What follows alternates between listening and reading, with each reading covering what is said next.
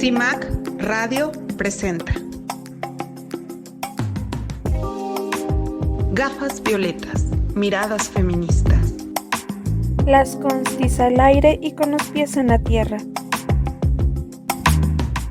Miradas feministas.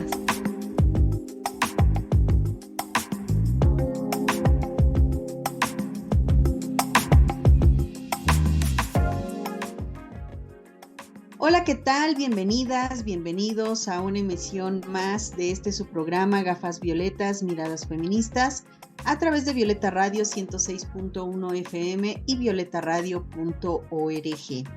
El día de hoy tenemos una entrevista con la activista Sandra Izaza. Ella es parte de la red feminista antimilitarista. La verdad es que está muy interesante esta entrevista. Quédense con nosotros. También tendremos una cápsula biográfica de Elvia Carrillo Puerto con nuestra compañera Karen Ruiz, y también tendremos una cápsula sobre la salud emocional de las mujeres con Alejandra Trujillo. Y me da un gusto saludar esta tarde, este día, a mis compañeras Ivonne de la Cruz y Verónica Palafox. Un gusto, chicas, estar aquí con ustedes compartiendo este espacio. Gracias, Joana. Hola, Vero. Me da muchísimo gusto que volvamos a coincidir. Le mando un fuerte abrazo a las mujeres sobrevivientes en este México feminicida. Y como siempre, pues muy emocionadas por transmitir todo lo que les hemos preparado en su programa Gafas Violetas, Miradas Feministas, y haciéndoles la invitación para que nos manden sus mensajes a través de las redes de Violeta Radio y también, por supuesto, a través de las redes de las constituyentes MX Feministas. Vero, ¿cómo estás? Hola, buenos días a todas, a todas nuestras radioescuchas. Buenos días, querida Joana, querida Ivonne.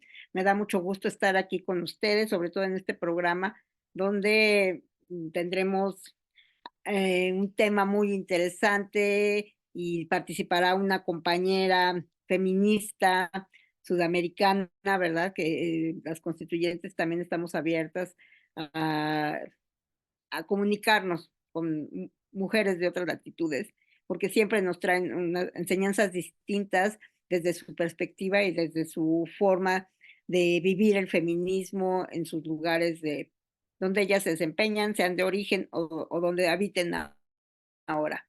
Me da gusto estar con ustedes. Las constituyentes marcamos precedentes. Sandra es Sandra Izaza, quien es activista de la red feminista antimilitarista en Colombia, educadora y feminista popular. Sandra, cuéntanos acerca de ti y ya después pues hablamos del grupo al que tú perteneces. Bueno, muy buenos días, muchas gracias por la invitación. Sí, yo soy Sandra, llevo ya más o menos 20 años, digamos, como activista feminista popular. Eh, bueno, vivo en la ciudad de Medellín, ¿cierto? Y bueno, hago parte, digamos, de una organización que es la Red Feminista, como ustedes lo nombraban, que hace, digamos, análisis, produce teoría, pero también accionar feminista en contra de las violencias y la exigibilidad también de los derechos a favor de las mujeres, la construcción, digamos, de escenarios posibles de paz, de transición política en el país. Sandra, ¿por qué se llaman Red Feminista Antimilitarista? ¿Tiene alguna razón el nombre? Bueno, a ver, no, bueno, digamos que este programa se graba justo a puertas de que la organización, digamos, cambie de nombre, ¿no? Bueno, sí, nosotras nos llamamos, bueno, nosotras venimos de una organización que era una organización mixta, antimilitarista, ¿cierto? Que surgió en los 90. Digamos que hay como una serie de reflexiones que nosotras como mujeres emprendimos desde esta organización mixta, nos relacionamos con el feminismo, hablar un poco también de lo que significaba para nosotras las opresiones, las violencias pues que habían en Colombia, bueno, en el mundo, nuestra historicidad pues como mujeres populares, ¿cierto? Todas nosotras venimos como de barrios populares de la ciudad de Medellín, en fin, y a partir de allí entonces digamos que formamos una nueva organización. Esta organización digamos que tiene pues como dos de los nombres, ¿no? Que de la antigua organización mixta, que es Red y Antimilitarista. Y bueno, feministas, pues porque nos declaramos desde el 2012 en ser, digamos, como una propuesta feminista para el país, ¿sí?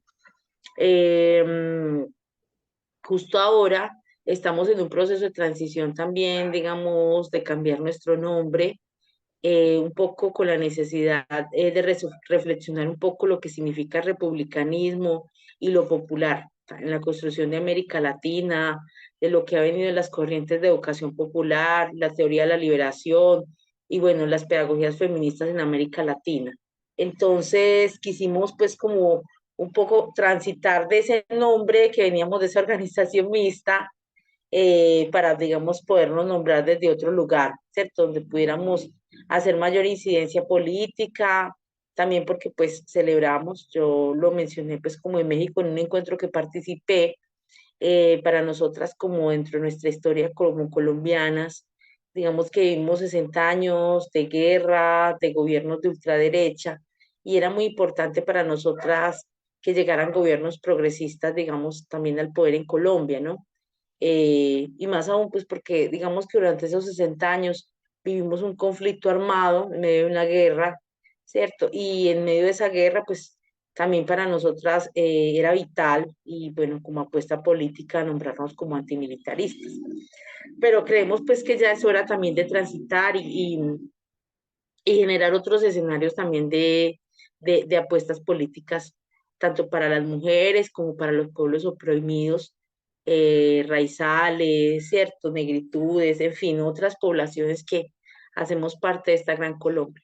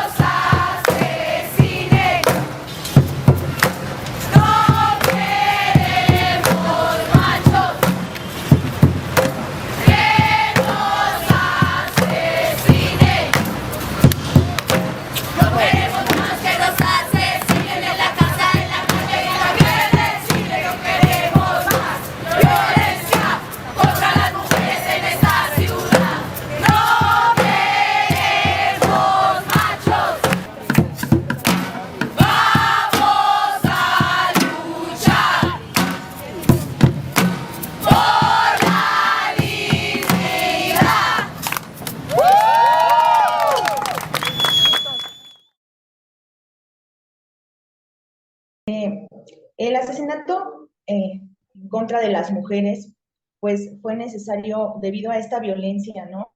Con la que se cometen, fue necesario ponerle un nombre, como lo es el feminicidio.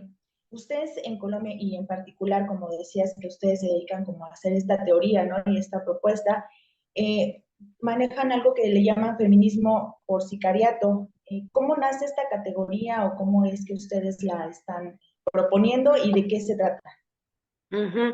Sí, bueno, el feminismo por sicariato fue porque digamos que, bueno, primero como bueno, lo nombro, nosotras tenemos al interior de la organización un observatorio de feminicidios Colombia, así se llama. Este, digamos que maneja, tiene pues como un software, ¿cierto? Donde nosotras llevamos el registro de los feminicidios, colgamos los boletines, y las fuentes son la fuente como la prensa directa, ¿cierto? Las entrevistas a familiares, en fin. porque pues me imagino que también, digamos que en otras partes del mundo el subregistro es mucho, ¿cierto? De los feminicidios, nunca se reporta realmente cuánto es. Entonces, haciéndole, digamos, seguimiento, digamos, a los feminicidios en Colombia, nos dimos cuenta de que muchas de las parejas o las formas de asesinato, digamos, a mujeres em, que disputan también la economía, digamos, narcomafiosa en Colombia, ¿cierto? Y cuando lo nombro que lo disputan, es porque aquí en Colombia, digamos que hay como una, entre comillas, una legalidad que hacen las mafias con relación a discotecas, ventas de productos de la canasta familiar, ¿cierto? Entonces que se logran digamos, como esconder, como lavar el dinero, digamos, con esos negocios legales. Entonces, muchas de las mujeres que montan propuestas, digamos, de economía autónoma, que pueden, digamos, ser competencia, digamos, para estos establecimientos, o que muchas de ellas incluso, bueno, no sé si en México lo tienen las mafias, los préstamos, ¿cierto? Que son préstamos que se dan, que hacen, digamos, a la población con intereses altísimos del 20%, que cuando no se pagan, ¿cierto? Son asesinadas, en fin. Entonces nos dimos cuenta de que una de las cosas que, pues, que se instaló en Colombia desde la época de Pablo Escobar fue lo del sicariato. Entonces, muchas de estas motivaciones, ¿cierto? Se llevan a cabo, o bueno, lo realizan o son pagados directamente a sicarios, ¿cierto? Que son los que terminan asesinando. No solamente es por manos, digamos, directa de una pareja sentimental, sino que muchos de ellos es que son hombres en armas que se contratan y que llevan a cabo, digamos, el feminicidio, ¿sí? Eh, porque, bueno, muchos de ellos también, digamos que todo lo que ha significado la mafia en Colombia también ha sido, digamos, crímenes que se hacen, digamos, no tan costosos, diría uno, ¿cierto? Sino que, digamos que es eso, o sea, son sicarios que están a disposición de merced también de llevar a cabo, pues, como feminicidios que son pagados, pues, por parejas o por quien directamente quiere cometer el crimen. Entonces fue a partir de esa observación donde nos dimos cuenta, pues, como que en Colombia, muchos de estos crímenes estaban por sicariato. En el caso de feminicidio, luego resulta que las instancias oficiales pues lo minimizan. No sé, aquí en México pasa eso, si no hay una manifestación pública de los familiares, de las organizaciones feministas, pues a veces se quedan ahí o no se les pone suficiente atención. No sé en Colombia las instancias oficiales qué tanto toman cartas en el asunto, precisamente en el caso del feminicidio.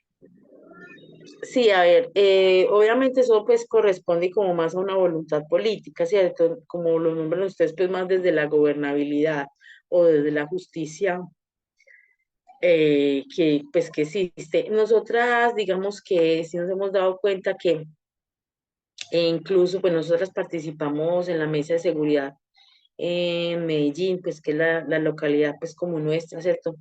Y ahí cuando se llega, digamos que la fiscalía sí presenta los casos y los presenta como casos de homicidio, como casos aislados del feminicidio, ¿cierto? Entonces, digamos que lo que nos permite también el observatorio al hacer seguimiento, digamos, a las fuentes o al caso directo, es poder llevar como la seguridad o relación, digamos, de que no es un homicidio pues cualquiera, ¿cierto? Sino que es un feminicidio como tal. Pero obviamente, digamos que aquí también da mucha dificultad, digamos, que se logre aplicar, digamos, la pena por feminicidio, ¿sí? O sea, eso, como lo dice, hace parte también de una exigencia que nosotras como movimiento de mujeres en Colombia lo hemos tenido, y es la justicia feminista, ¿cierto? Entonces, que en este caso eh, se lleve a cabo, digamos, como que las penalidades se den de acuerdo a los feminicidios. Pero para eso, pues efectivamente, digamos que hay algunos abogados que se han venido preparando, juezas, pero sí, digamos que no en la mayoría de los casos de feminicidios se logra pues tener resultados veraces con relación a la justicia como tal, ¿cierto? Para sancionar, digamos, los feminicidios, eso. Entonces, eso es como lo que creo que es algo latente en todos los países, pues, que tenemos, ¿cierto? Como debilidad también en el sistema, digamos, penal como tal, o en la justicia como tal feminista. Vamos a una breve pausa. Regresamos para continuar a través del 106.1 de FM y violetaradio.org.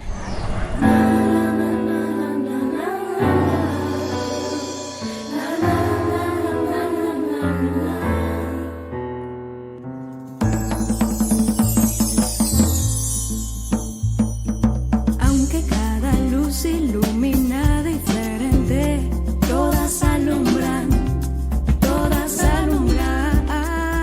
Sácate el miedo mientras vas bailando, tu pelo soltando, tu cuerpo amando. Tómate un traguito de felicidad, que tu paso es pa'lante, más nunca para atrás. Me gusta caminar tranquila por el vecindario, haciendo real mi mundo imaginario, posibilitándome todos los escenarios, expresando mis pensamientos libertarios. Voy con la tambora del corazón palpitante, siento que me vibra todo el mundo en un instante. Quiero expresarme, no quiero callarme, es que el arte me obliga a ser denunciante. Sacudirse el miedo para vivir, encontré mi fuerza, puedo seguir. Sacudirse el miedo para vivir, juntas poderosas volver a reír.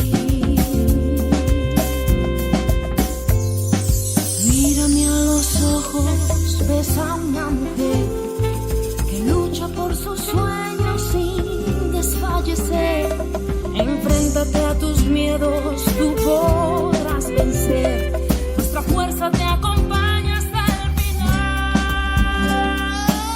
La voz que se repite, la voz que no se va a callar. Somos las hijas de las brujas que no pudiste quemar.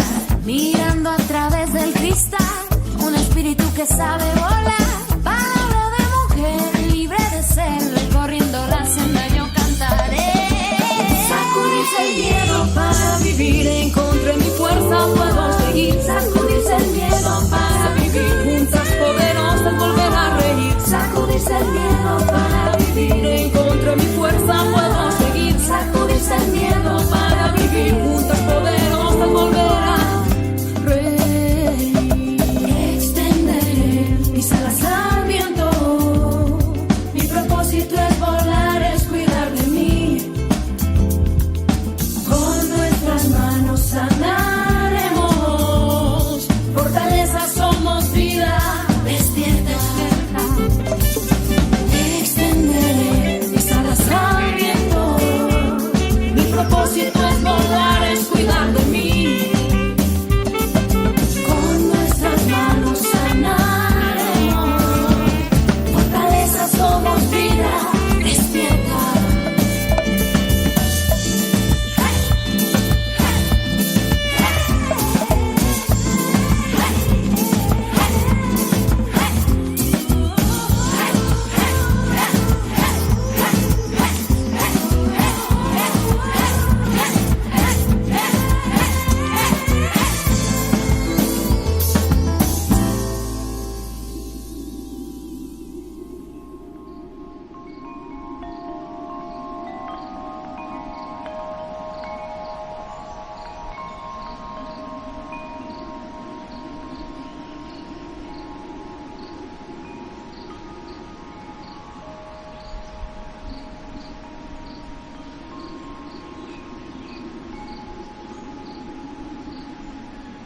En CIMAC Radio queremos escucharte.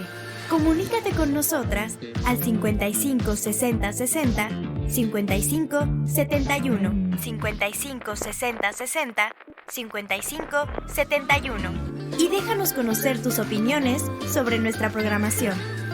CIMAC Radio, periodismo con perspectiva de género. Regresamos a seguir tirando al patriarcado. Pues de todo este trabajo que ustedes vienen haciendo como esta red, de que nos dices que va a cambiar muy pronto el nombre, pero bueno, dentro de todos estos proyectos que hacen entre pues música y demás, hay un proyecto que ustedes tienen que me gustaría que nos cuentes, es sobre la revista, o no sé si aún continúan con la revista Paren la Guerra contra las Mujeres. ¿De qué fue este proyecto? ¿Cómo es que se surgió esta idea? ¿Cuándo lo publican? ¿Qué pasa y qué aportan todas ustedes ahí? Ah, bueno, sí, la revista para la guerra contra las mujeres es pues porque, bueno, una de nuestras, digamos, mentoras o la que, digamos, tenemos más dentro de nuestros análisis es Rita Segato, ¿cierto?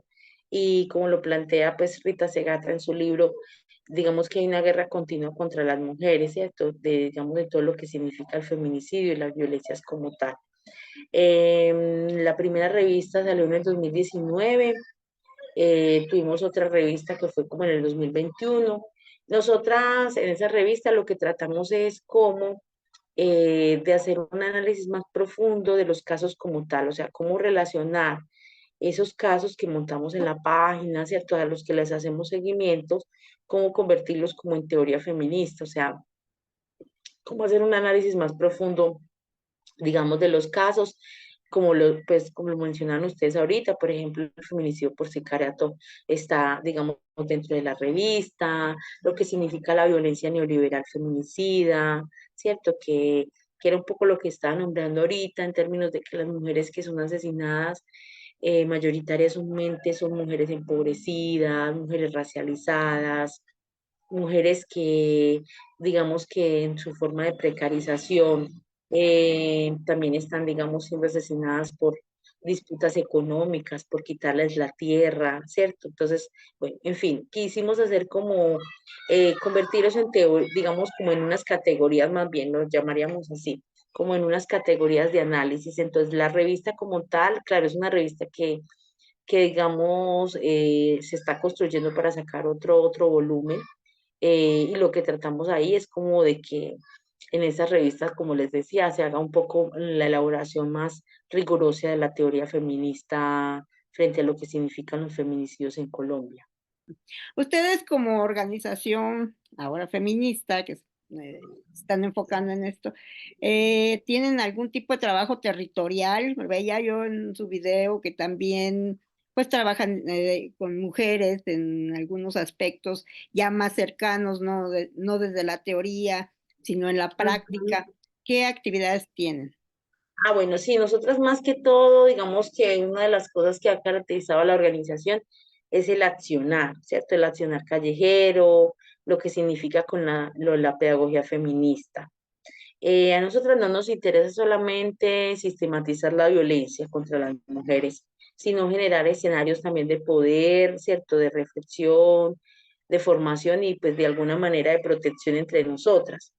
Entonces, en lo que tenemos como pedagogías feministas, nosotras tenemos una escuela de rap. Esta escuela de rap para mujeres es pues no es la primera, digamos que en Colombia. La mayoría del rap o de la cultura urbana, digamos, es muy masculina, ¿cierto? Pocos son las mujeres pues que logran llegar a esos espacios y bueno, y también pues por lo que significa, digamos, dentro de ese mundo masculino poder emerger, ¿cierto? Porque pues hay ridiculización, porque se opaca, en fin. Entonces esa escuela lleva ya 4 años. La intención era que es que hagan parte mujeres de, digamos, de los colegios, de las instituciones educativas, de los barrios populares de Medellín, construir, digamos, una lírica, una narrativa frente a la protección, frente al autocuidado, frente a la intuición, tratando como de derrumbar también, pues digamos, patrones muy hegemónicos como la misoginia, la competencia entre nosotras, la necesidad pues de buscar el amor y muchas veces el amor se encuentra pues como en relación a un actor armado, bueno, más aún porque nosotras pues acá en Medellín,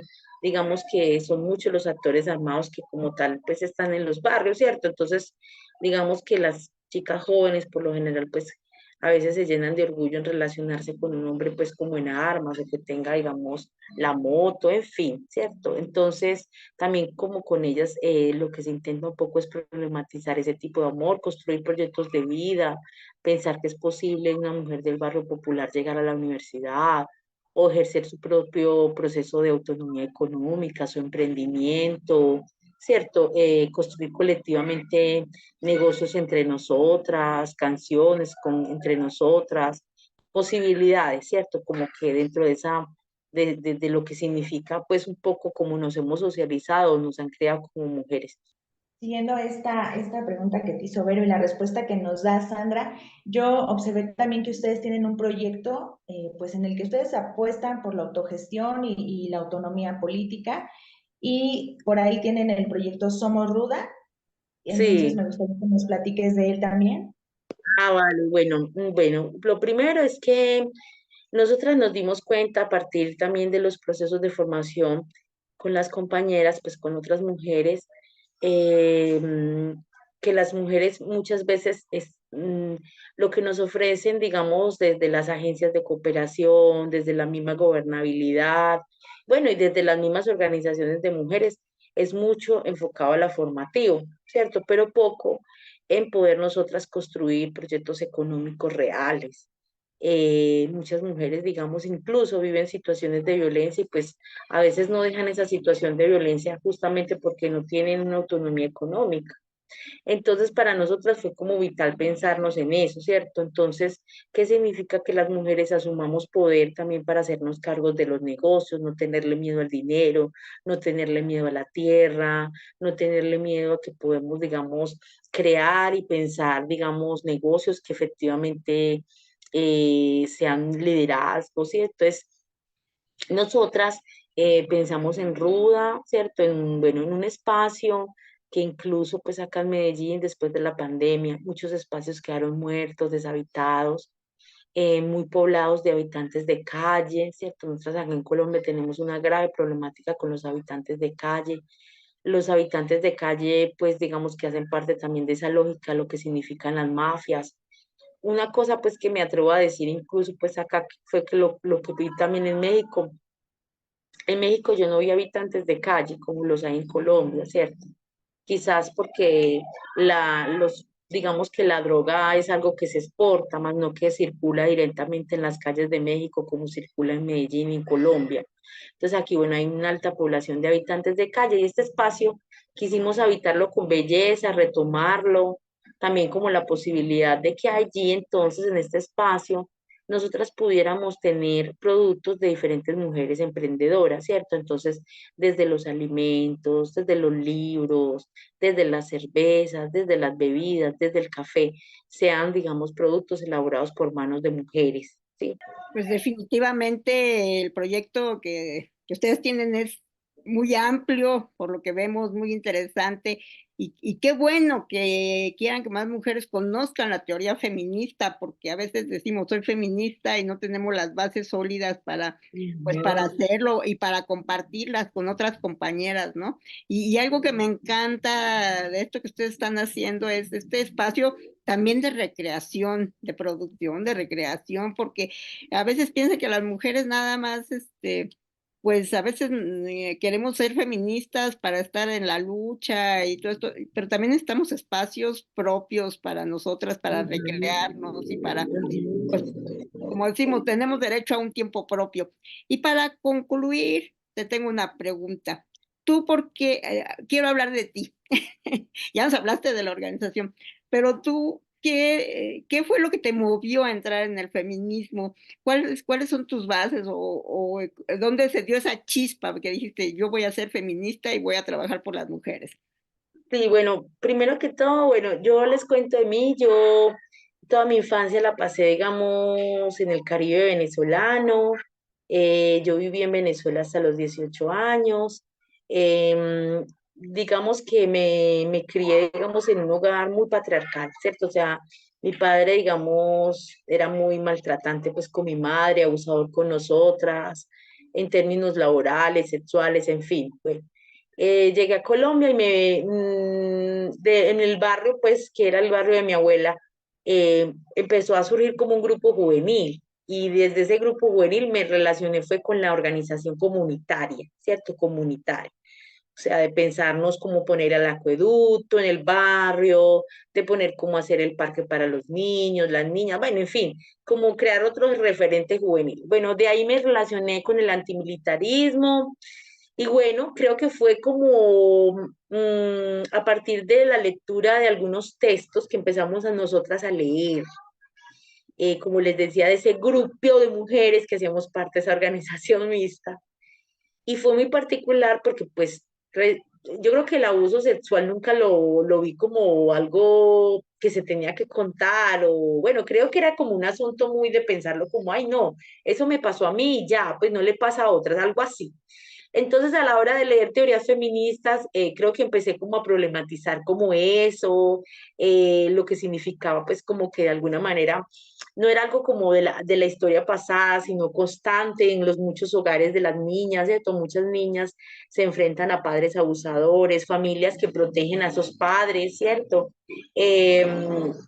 Lo que significa también, bueno, como que en la misma familia ese proyecto como de que te tenés que casar, tenés que tener un hijo, bueno, no sé, creo que yo, bueno, venía de la lectura de Paulo Freire con la educación popular, hablando mucho de la opresión y me encontré con esa opresión, o sea, la develé, o sea, la develé en mi historia y creo que en esa medida pues fue muy interesante no pensar que solamente la opresión era una opresión, digamos, del capitalismo hacia mi cuerpo, ¿cierto? De la pobreza, sino que también entender que la opresión es eso que nosotras como mujeres vivimos muy diariamente y que a veces callamos, la violencia económica, la violencia frente a nuestros cuerpos, la competencia que decía pues que vivimos entre nosotras, la violencia laboral, bueno, en fin, como que lo logré, la violencia racial también, pues yo soy una mujer negra, pues me socialicé fue en un hogar de mujeres blancas, ¿cierto? Pues mi familia es mestiza, ¿cierto? Entonces también como que, bueno, la negrita,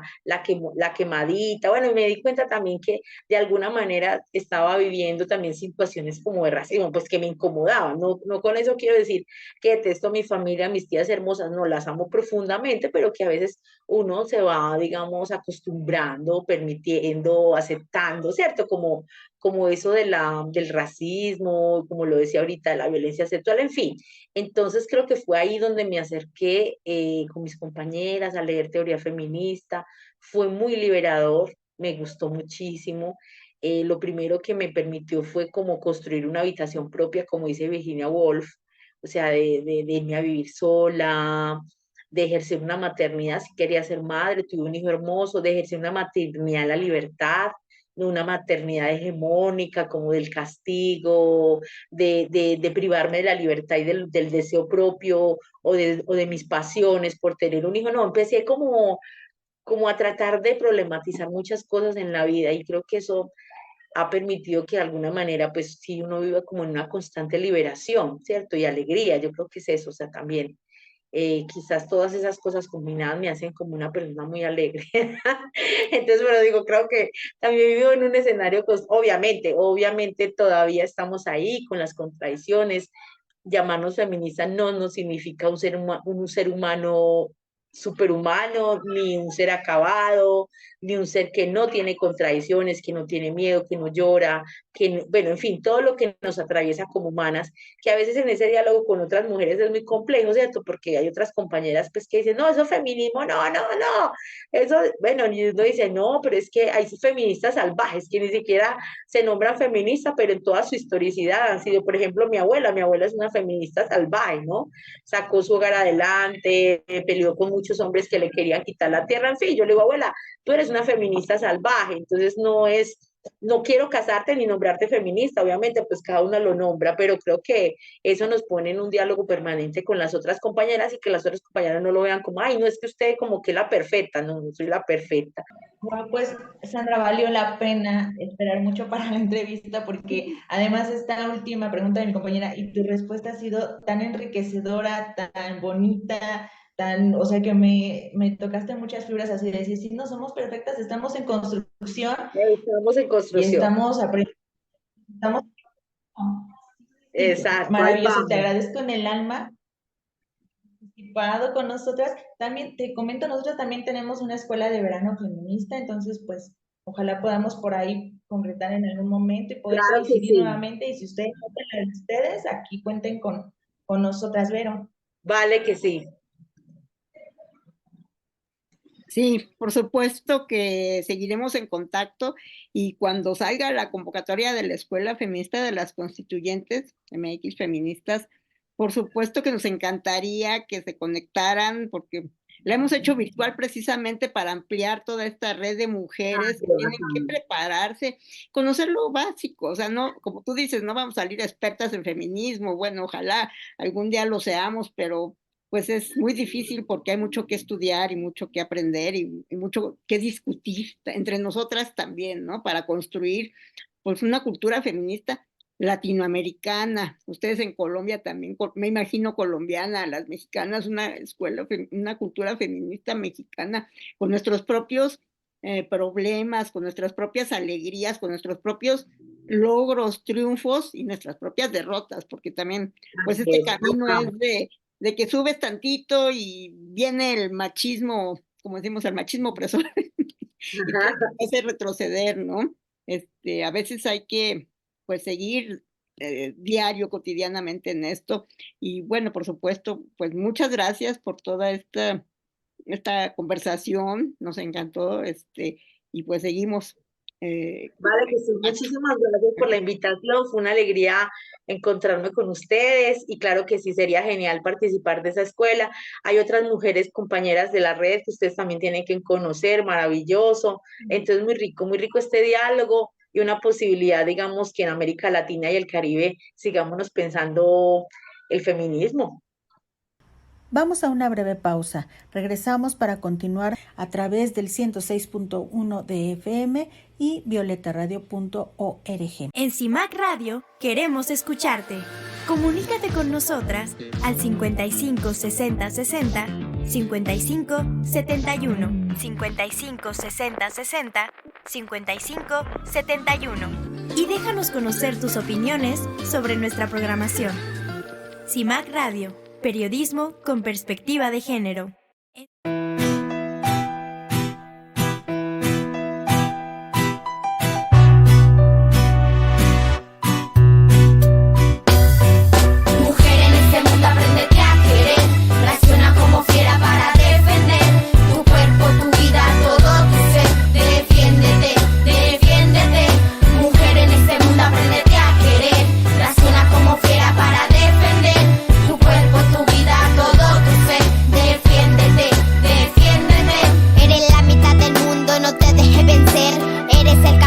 Comienza a florecer, la fuerza, lo sensible y tienes un deber, romper con el silencio que no te deja ver. Refúgiate en las notas de una buena canción, escribe poesía que nazca del corazón, recuerda tus historias y sana tu dolor, que las palabras salgan de tu boca sin temor. Tengo un filtro que elimina los prejuicios, voy en busca de mis sueños aunque digan que es capricho. Cuántas veces he dejado de buscarme por tratar de agradarte. No, no dejes que te pisote, si quieres algo no dejes que interrumpan tu camino, porque eres tú quien elige el destino. Voy en busca de algo grande, no me voy a conformar con lo que quieras inculcarme. No, no dejes que rompamos el silencio, denunciemos la violencia, no normalicemos en nuestra vida el miedo, ni el maltrato, ni la agresión, ni el asesinato, ni la violación. Mujer, en este mundo apréndete a querer, reacciona como fiera para defender tu cuerpo, tu vida, todo tu ser. Defiéndete, defiéndete.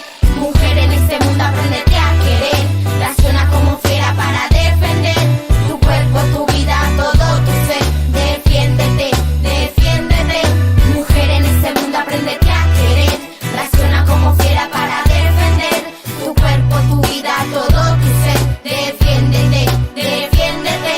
Mujer, en este mundo apréndete a querer, reacciona como fiera para defender tu cuerpo, tu vida, todo tu ser. Defiéndete, defiéndete.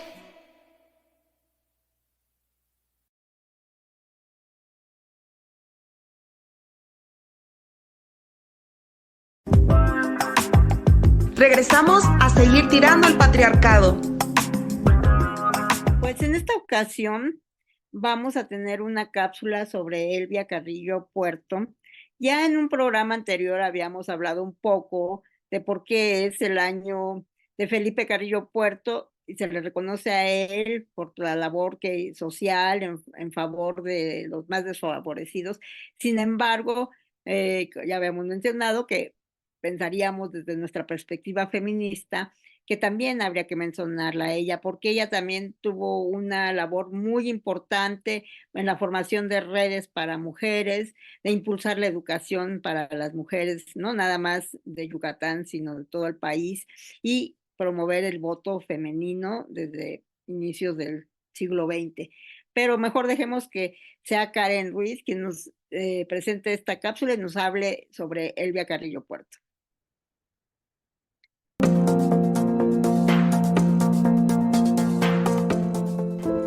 En Mérida, Yucatán, el 30 de enero de 1881 nacería una lideresa feminista, política sufragista mexicana y luchadora social llamada Elvia Carrillo Puerto, también conocida como la Monja Roja, quien desde muy pequeña estudió textos escritos por grandes teóricas de los derechos de la mujer, como Mary Wollstonecraft, Flora Tristán y Victoria Woodhull. Gracias a su maestra de vida, la poetista Rita Cetina Gutiérrez, aprendiendo de ella la noción de igualdad de género.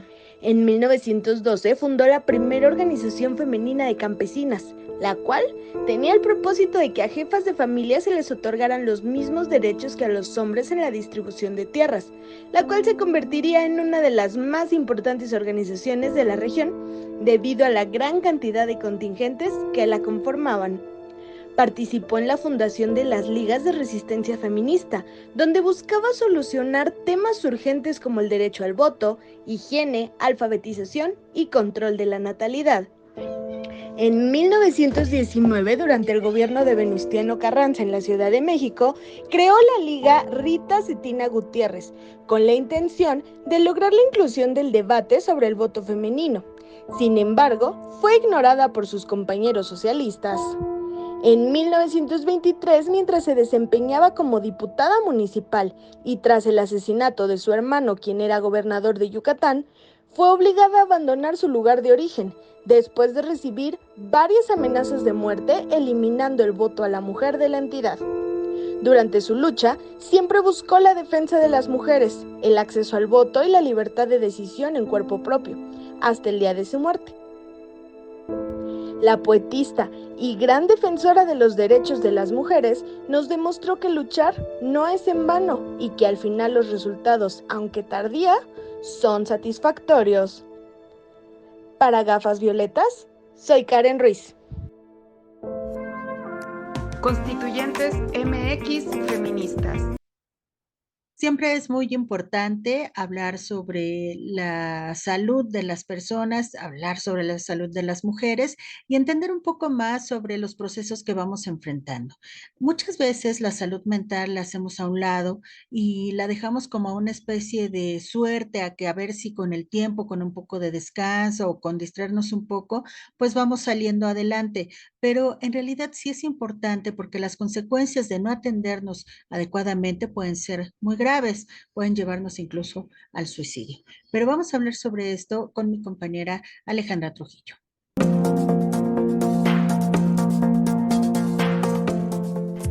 La depresión es una condición que afecta a las personas de forma física y emocional, que puede llegar a desembocar muchos otros problemas de salud e incluso puede terminar en el suicidio. De acuerdo con la Organización Mundial de la Salud, las mujeres son más propensas a sufrir depresión y ansiedad. En el mundo, este trastorno representa la cuarta causa de discapacidad en cuanto a la pérdida de años de vida saludables. En México, ocupa el primer lugar de discapacidad para las mujeres y el 9º para los hombres. Además, se estima que 9.2% de la población ha sufrido depresión, que 1 de cada 5 personas sufrirá depresión antes de los 75 años y que los jóvenes presentan tasas mayores. De acuerdo con la Organización Mundial de la Salud, la depresión es más común en las mujeres con el 5.1% que en los hombres con el 3.6%. Los mandatos sociales, como el rol de género, inciden en las probabilidades de enfrentar problemas de depresión y ansiedad en mujeres de cualquier edad, pero especialistas coinciden en que durante la pubertad se puede aumentar el riesgo por enfrentarse a problemas relacionados con la sexualidad y la identidad de género, conflictos familiares, resultados escolares, entre otros. el INEGI documentó que 34.85 millones de personas se han sentido deprimidas, de las cuales 14.48 millones eran hombres y 20.37 millones eran mujeres. También destaca el hecho de que del total de las personas que se han sentido deprimidas, únicamente 1.63 millones han tomado antidepresivos, mientras que 33.19 millones no lo hacen. En este indicador la diferencia de género es muy relevante, pues entre los hombres la sensación de mucha depresión afectó a tan solo 2 millones, mientras que la misma intensidad entre las mujeres afectó a casi 5 millones. Asimismo, del total de personas que toman antidepresivos, alrededor de 414,000 son hombres, mientras que 1.22 millones son mujeres. Aunque la depresión en mujeres puede tener relación con cambios hormonales, también es importante mencionar que el género es un factor determinante. La obligación de cumplir con los deberes asociados con la maternidad, el matrimonio y las opresiones que se viven por el hecho de ser mujer y estar obligada a cumplir con ciertos roles son causa de la depresión. La violencia de la que son víctimas las mujeres es un factor importante que desencadena la depresión. En ese sentido, el 35% de la diferencia por género en depresión podría explicarse por el abuso sexual ocurrido en la infancia a niñas. Aunque el incremento de suicidios es más notorio en mujeres, una de las diferencias es que los hombres tienen riesgos más elevados de suicidio consumado, mientras que las mujeres representan mayor porcentaje en cuanto a conductas suicidas. Debido a la gran cantidad de estigmas que existen en torno a la salud mental y en particular sobre la depresión, la Federación Mundial de Psiquiatría decidió en 1992 que el 13 de enero se conmemoraría el Día Mundial de Lucha contra la Depresión, en donde cada año se busca recordar a las personas que padecen depresión y sensibilizar a la población en general sobre este trastorno. Para Gafas Violetas, Alejandra Trujillo. Constituyentes MX feministas. Pues en efecto, creo que la salud mental de las mujeres, la salud emocional, es poco atendida. Normalmente, pues se nos tacha de que nos sentimos mal, es porque, ay, bueno, es normal una mujer que se sienta de repente en algunos días mal, deprimida, cansada, pues nadie lo toma muy en cuenta, ¿no? Pero ya vimos en la cápsula, escuchamos en esta cápsula que puede traer consecuencias no solo a la mujer que padece problemas emocionales y mentales, sino también a quienes le rodean. Así es, pero la verdad es que, como lo comentas, hay veces que ni siquiera se dan cuenta, las personas que están a su alrededor del el daño que pueden tener estas mujeres que se encuentran en algunas situaciones, ya sea, bueno, de diversa índole, ¿no? Tanto sentimental como laboral, como de salud, porque también todo esto merma toda esta situación de la salud mental, que tengas una salud mental estable, saludable. Y también, como dices, lo dejamos mucho de lado y la verdad es que es muy importante, sobre todo, identificar cuando tengamos o estemos padeciendo por ciertas situaciones complicadas. También es bueno hablarlo, comunicárselo, sobre todo a la red, a nuestra red de apoyo, para que pues de cierta manera no nos sientamos solas o podamos salir mucho más rápido de toda esta situación.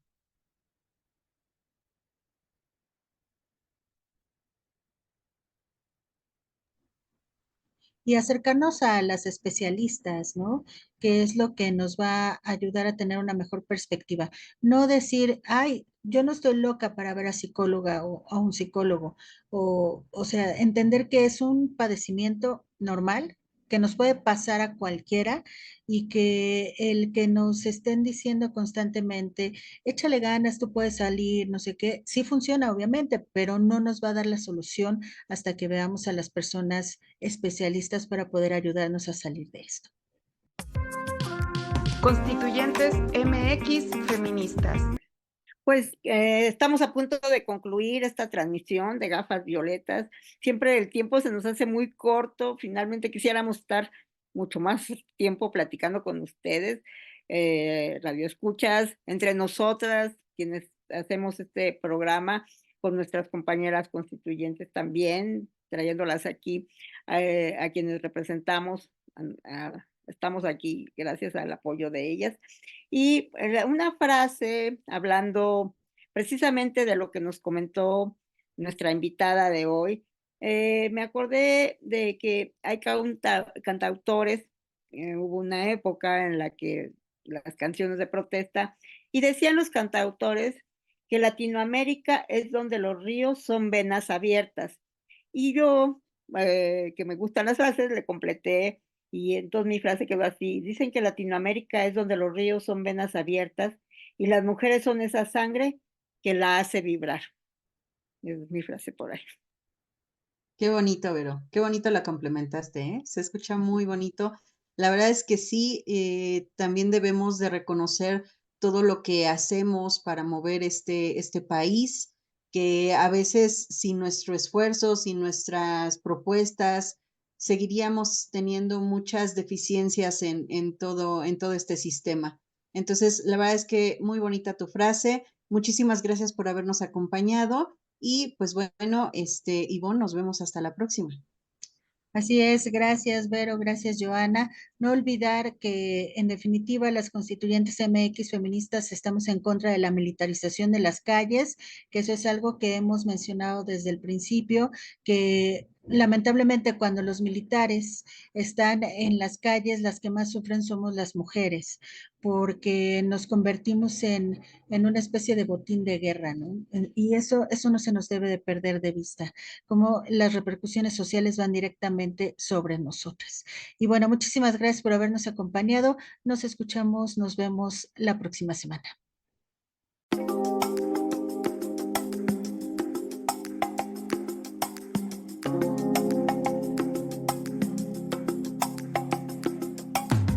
Gracias por habernos acompañado.